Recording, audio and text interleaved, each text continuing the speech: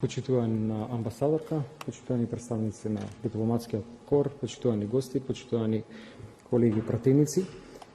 Сакам да го поздравам мотото на данското председателство Силна Европа во светот што се менува. Уверен сум дека Данска ќе работи силно на решителна Европска унија која превзема одговорност за сопствената безбедност и зајакнување на конкурентноста.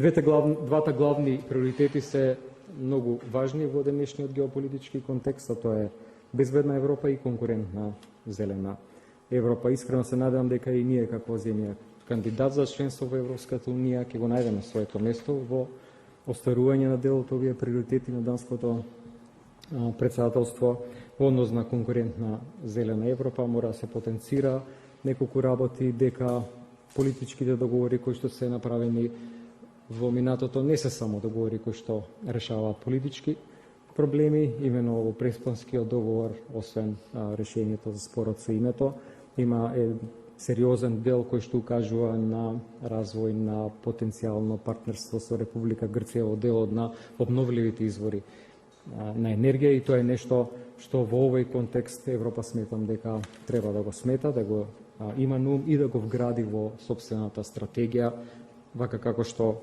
го именувала и Данска како конкурентна зелена Европа, посебно имајќи предвид потребата да Европа стане што понезависна од руските извори на енергенси, нешто што се покажа како многу кризно прашање во изминатиот период.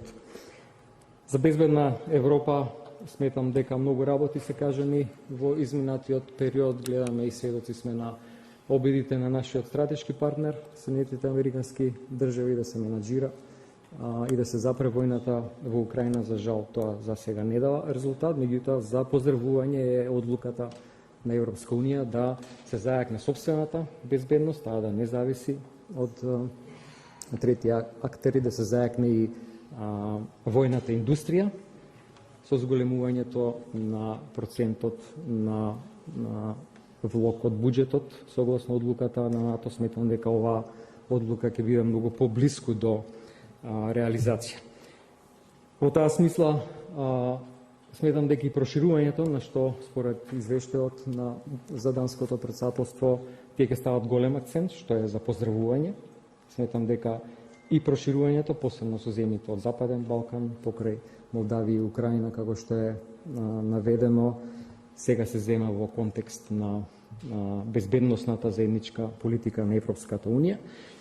И во таа смисла јас би сакал да ја прашам само амбасадорката едно прашање, ако извадам еден дел од извештајот за напредокот на нашата земја, би сакал да данската амбасадорка каже дали ова го земаат предвид и дали се анализира на овој дел од извештајот кога се зборува за зајакнување на безбедносната политика, а тоа е дека Северна Македонија останува предмет на непријателски операции на странско влијание, вклучително и напори за поделба на општественото ткиво на земјата и искористување на антиевропските чувства, особено преку таблоидите и медиумите на српски јазик кои функционираат како регионални засилувачи на наративите на Кремљ и уживаат значително влијание.